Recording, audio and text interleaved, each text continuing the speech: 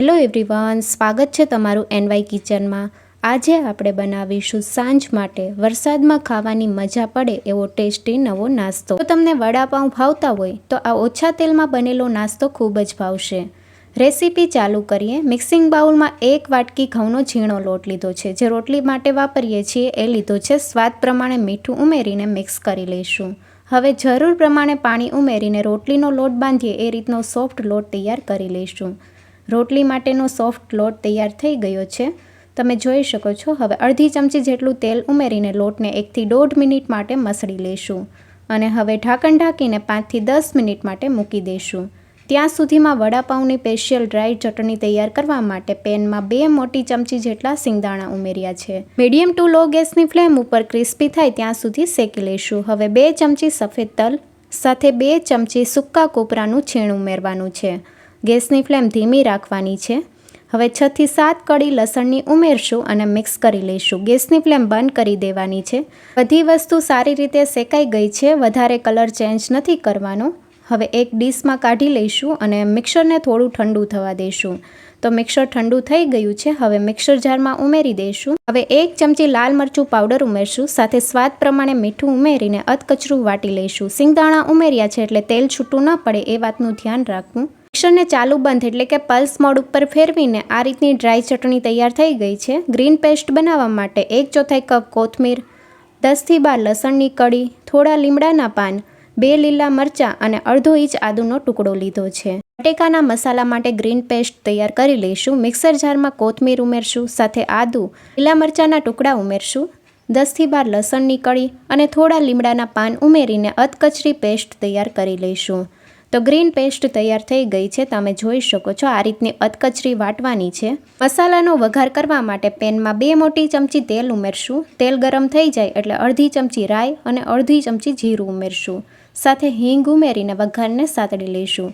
રાઈ જીરું સારી રીતે કકડી ગયા છે। હવે તૈયાર કરેલી ગ્રીન પેસ્ટ ઉમેરશું।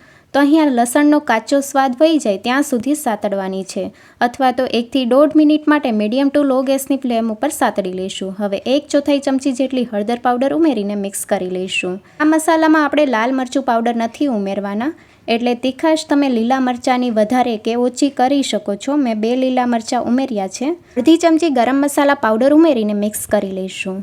ગ્રીન પેસ્ટ તૈયાર થઈ ગઈ છે। હવે બાફેલા બટેકા મેશ કરીને ઉમેરશું। અહીંયા 5 મીડિયમ સાઇઝના બટેકાને અગાઉથી બાફીને ઠંડા કરી લીધા છે। બટેકા અગાઉથી બાફી લેવાના, જેથી તેમાં પાણીનો ભાગ ન રહે અને બટેકા સારી રીતે ડ્રાય થઈ જશે। હવે સ્વાદ પ્રમાણે મીઠું ઉમેરશું। જો બટેકા બાફતી વખતે મીઠું ઉમેર્યું હોય તો પ્રમાણસર લેવું। સાથે અડધા લીંબુનો રસ ઉમેરશું અને બધી વસ્તુને સારી રીતે મિક્સ કરી લઈશું। એકદમ ચટપટું વડાપાઉંનું સ્ટફિંગ તૈયાર થઈ ગયું છે। હવે થોડા કોથમીરના પાન ઉમેરશું અને મિક્સ કરી લઈશું। ગેસની ફ્લેમ બંધ કરી દેવાની છે। એકદમ ચટપટું બટેકાનું સ્ટફિંગ તૈયાર છે। હવે રોટલી તૈયાર કરી લઈશું। તો લોટ પણ સારી રીતે સેટ થઈ ગયો છે અને આ રીતે ભેગો કરી લઈશું।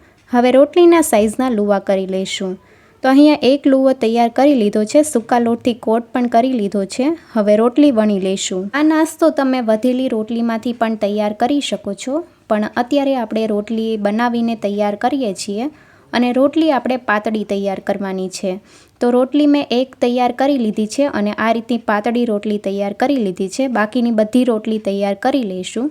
રોટલીને શેકવા માટે લોઢીને ગરમ કરી લીધી છે અને મીડિયમ ગેસની ફ્લેમ ઉપર રોટલીને કાચી પાકી આપણે શેકી લેવાની છે।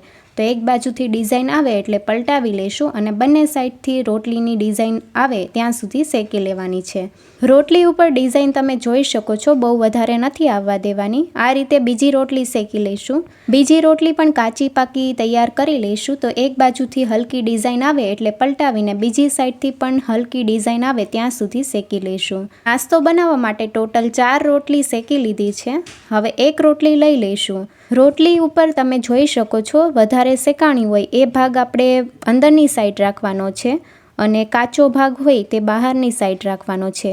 હવે 1 મોટા ચમચા જેટલું સ્ટફિંગ ઉમેરશું અને રોટલીમાં સારી રીતે સ્પ્રેડ કરી દઈશું। રોટલી ઉપર બટેકાનો મસાલો થોડો વધારે ભરવાનો છે। હવે વડાપાઉંની સ્પેશિયલ ડ્રાય ચટણી ઉમેરશું। સ્ટફિંગ ઉપર સૂકી ચટણી સારી રીતે સ્પ્રિંકલ કરી દીધી છે। હવે બીજી રોટલી કવર કરી લઈશું. તો બીજી રોટલી જે ઉપર મૂકો એના ઉપર તમારે ગ્રીન ચટણી અંદરની સાઈડ લગાવી હોય તો લગાવી શકો છો. મેં અહીંયા નથી લગાવી. રોટલીને શેકવા માટે લોઢી ગરમ કરી લીધી છે. હવે મીડિયમ ટુ લો ગેસની ફ્લેમ ઉપર બંને સાઈડ ક્રિસ્પી થાય ત્યાં સુધી શેકી લઈશું. તો રોટલી સારી રીતે ગરમ થઈ જાય પછી તેલ અથવા ઘીથી ગ્રીસ કરીને ક્રિસ્પી થાય ત્યાં સુધી શેકી લઈશું. તો રોટલી ઉપર હલકી ડિઝાઇન આવવા લાગી છે અને બંને સાઈડથી આપણે તેલથી ગ્રીસ કરી લીધી છે. રોટલીને શેકાતા બહુ વધારે સમય નહીં લાગે. 1 થી 1.5 મિનિટમાં રોટલી સારી રીતે શેકાઈ જશે. રોટલી ઉપર સરસ એવો ગોલ્ડન બ્રાઉન કલર આવી ગયો છે. તો હવે આપણે બીજી રોટલી શેકી લઈશું. રોટલીના પીસ કરી લઈશું. તો નાઈફની મદદથી આપણે 4 પીસ કરી લેવાના છે. નાસ્તામાંથી એક સરખા 4 પીસ તૈયાર થઈ ગયા છે અને એક પીસ લઈને બતાવું તો તમે જોઈ શકો છો સારી રીતે તૈયાર થયું છે. વડાપાઉં પણ ભૂલાવી દે તેવું ઓછા તેલમાં ટેસ્ટી નાસ્તો તૈયાર છે.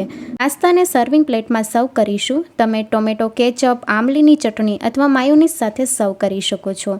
રેસીપી કેવી લાગી કમેન્ટમાં જરૂરથી જણાવજો અને નવી રેસીપી જોવા માટે ચેનલને લાઇક, શેર અને સબસ્ક્રાઈબ કરો.